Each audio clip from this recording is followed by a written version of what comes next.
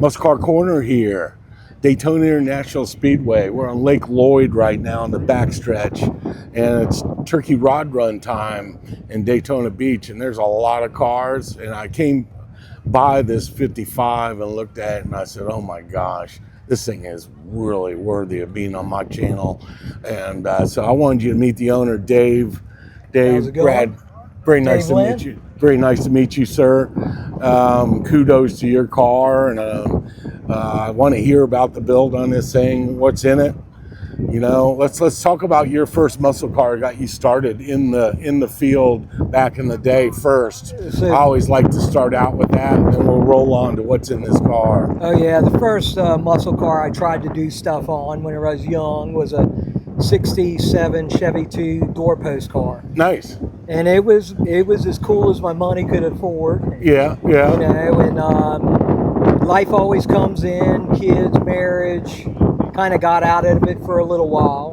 Gotcha. And ended up with a blown 31 Roadster that I built. Oh, nice. And I met my present wife with the car. Really? Yeah, the power of the rod. Nice, and, nice. You still have it? No. I had to rob Peter to pay Paul, you know. Yeah, but whenever I got into building this, a buddy, Mike Ball, race cars in Virginia Beach, Virginia, is a buddy of mine, and he had got this car for back half in like a S10 for a gentleman. Literally pulled out of a farm field by the old black man with a tractor. Really? Gave me the Polaroids to show that he had done it. No kidding. You know, but the car was completely rotted out through the car, and I wasn't really looking to build a 55. Yeah. And but it's a full dual frame rail round tube chassis. Is it? We took and nice. built it as an unequal length 4-link. So as a pro street car, we built the car as a pro street car. Gotcha. Not trying to save weight, but build it as a race car. Gotcha. And we have unequal length 4-link in the back, so we have back seats where most pro street cars have a bar and you can't get into it. Yeah. And you can put your friends in the back and pull some hole shots and get this thing. I'm sure it'll lift the front end off the ground. Oh, if you have slicks on it, it'll definitely do that. Well, let's talk about what's in under the hood here. So basically, it's a LS platform motor. It ends up at a 408 cubic inch. Gotcha. And it was built by Midget Motorsports, who does engine development for Gravedigger. Oh, okay. Which is about 80 miles south of us. Oh, okay. Who also went to high school with all our buddies. Oh, cool. You know what I mean? So the village builds the car, you know, and everybody that's worked on it were friends of mine. Nice. It's a fuel-injected twin turbo. It has 62, 64 precision turbos on it. Wow. Makes approximately about 1,200 horsepower on pump gas. Out of a small block. Out of a small 400 block. cubic. It has air conditioning, power windows, but it is functionally built as a race car. It has motor plates for positioning the motor. Has a 4L80 GM transmission with a 4,000 stall speed. Oh, nice. The rear end, 4 9-inch. Could you put that down? I want to take a look at that. Those louvers look really cool. That's a neat effect to that you added onto it. Yeah, it's one of those things with the turbos. They build heat, so it passively leaches heat out of the car. And here's the intake for them right here. Yep, that's the intake to the intercooler sit right behind here. Okay. So I have that, and I have fans to help push air across it. Well, I like just real quick, I like the color keyed, and even the bumpers, they're not the exact same color. It looks really cool. Right. With that little bit of difference. And what color is this? That color is actually a Ford truck color. Is it? Yeah, and just to piss off the Chevrolet people. I like that. Tri-5 people don't like it because they think I butchered the car. And so Chevrolet guys, I dog them out. You know, you got to have thick skin. You know what? It's your car to do what you want. That's Absolutely. the beauty of this. You know, us guys that are car builders and have been doing it forever. you want to build something that's just a little bit different. That's right. I like to put my own style on whatever I build, and I'll sit and think of the wheel combination, the color combination. I'll look at pictures. I used to spend a lot of time back in the day before we had computers, Right. trying to figure out what I was going to do with the build I was going to build. Absolutely. The fender louvers, super cool. What are those out of? They Is that all handcrafted, or no. this fender comes that way? No. Basically, on the car, it's all the original sheet metal. Okay. Other than the hood, because I wanted to get rid of the bird because it didn't fit. Then flow with the car. These came out of a Shelby GT500. Okay. And the idea was to passively vent heat away from, of course, up underneath the thing. So the entire interior is all bead rolled metal. Oh, wow. If you look at it, it's got carbon fiber hydro dipping on the raised panels of the thing. Everything is mechanically fastened just for that whole mechanical look. Simply fantastic interior. I love the gauge package. It's cool. Yep. We use Dakota Digital, and it's got a Dominator, a Holly Dominator computer system on it. Everything mounts behind the firewall on a false firewall. Okay. So that you can't see it. You can't see anything in the engine compartment, but the brake, air, there's like 3 computers, AC, master cylinder, hydro boost, all kind of fit up underneath there. Little detail items like this light is cool. It's not that big of a deal, but I like it. And these door handles, it's just pieces of roll tube, phenomenal. Roll bar tube, make a bracket, just CNC cut the bracket. Who made the that handle? I can't remember it. Nothing fancy. Gotcha. And the controls on the steering wheel are all the controls for the stereo, so I don't have to look down and have my reading glasses. Oh, I got you.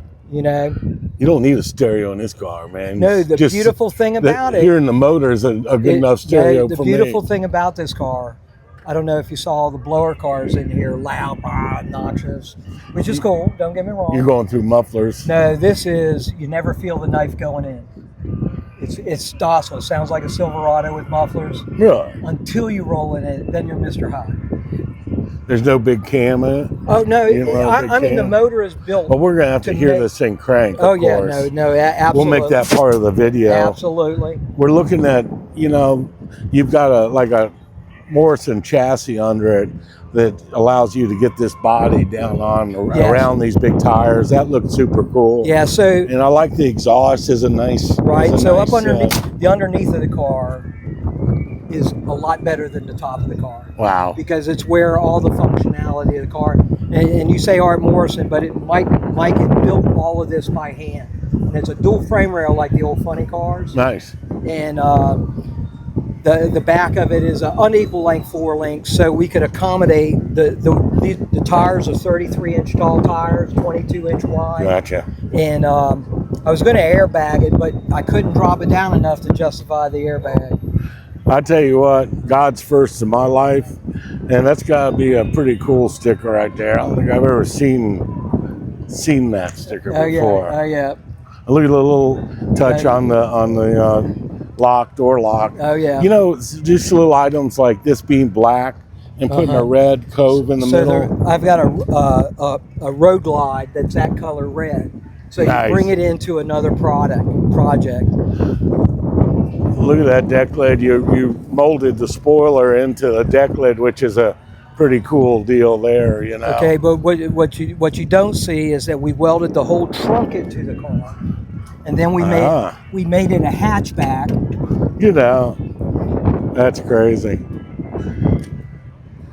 So in here, I was in the body shop business for 54 years, and I know what it takes to do this, and that's crazy. Yep. You got a rear body panel on it, That's kind of a one odd deal. I don't think I've ever seen that. It's been done on a couple of cars. Not many. But the way that the wing integrates whenever it's closed, I think is better than the others. one, but it's, you know, I'm biased that way. Well, of course. But it's like all That of our fuel lines run through the round tube chassis going forward, and then up by the front of the car, it comes out of a relief up in the front. Gotcha. So up underneath the car, all you see is the exhaust system. Everything else is hidden. I tell you what, this thing is just everywhere you look. Like, that's over the top on the back, and I've never seen that done before. Yeah, and then the beautiful thing about it is whenever you close it up, it's like everything kind of disappears. I bet you had a heck of a time originally fitting this to the body. Yep. You know. Oh yeah, that was a big feat inside itself, I'm sure. Oh, absolutely. You know, being a body man for many years. Yep. SRC, Sick Racing Customs, and that is a late model door handle out of a Silverado. I cut them out of a Impala, like a mid 2000 Impala. And what you do is you cut out the bucket of you got to cut out the bucket about that much, and then take all the little levers, and we made a locking mechanism that were really just two sliding pieces of metal that change from one direction to the other to make it functional. Man, that is just, like I said, everywhere I look, I see over the top, and even the wheels work with it, with the color. You know, what wheels are those? Foose? No, these are American Racing Vintage. Oh, they are? Okay. Torque Thrush Vintage. Oh, okay. Yeah, what we did is we powder coated them and then painted the center section and satin cleared them. Oh, nice. To give the offset in from gloss to satin. Gotcha. Kind of matching kind of the wheels. Did the same thing on the back wheels, except you can't really see. What'd you do on the quarters on this? So on the back, you always tend to stretch the quarters. Of course, so that's what I was just looking at. Yeah, fit the big tire under it. Yeah, we stretched them about 2.5 inches. Oh, so physically you cut this quarter off and you put a section in. No, so what you do is you cut it like here, move this back, and then add a filler panel in. And it's like the old AFX cars back in the day. That's exactly right. You know, move that rear end forward. And but then it's you know, it comes with its own thing because the tires are so big. But it's just great for the look of it. I like that saying on the back window. Oh, yeah. That's real there. Oh yeah. And that's kind of to do outlaw shit. Yeah, that's kind of the genre of the group, Outlaw Garage. Gotcha. Well, can you crank this bad boy? I like to hear that LS motor fire. See what we got here, you know. Best thing about fuel injection. Quiet. Gosh damn. Quiet. AC, power windows. You got 1,200 horsepower. Gotta love it. I love it. Do you have a gear drive on this? No. 4L80 is an overdrive 400. No, gear drive cam. No. It's I hear a little whine under that's the blowers. Yeah, the turbos, once they start spinning up, and the good thing about these turbos here is once you load them, you can hear them spool. Gotcha. You know, where I had turbonetics on it originally, and it would make the power, but it wouldn't. You didn't necessarily hear them. Yeah. And you would go by and you wouldn't know what was in the car at all. Now you can definitely hear it. It's quiet. Oh yeah. Boy, you get them twin turbos spooled up. It's got to be just a monster. It's Jekyll and Hyde all the way. What mufflers do you have on it? They are Borla Pro XS. Okay. It's all stainless, 3-inch all the way back.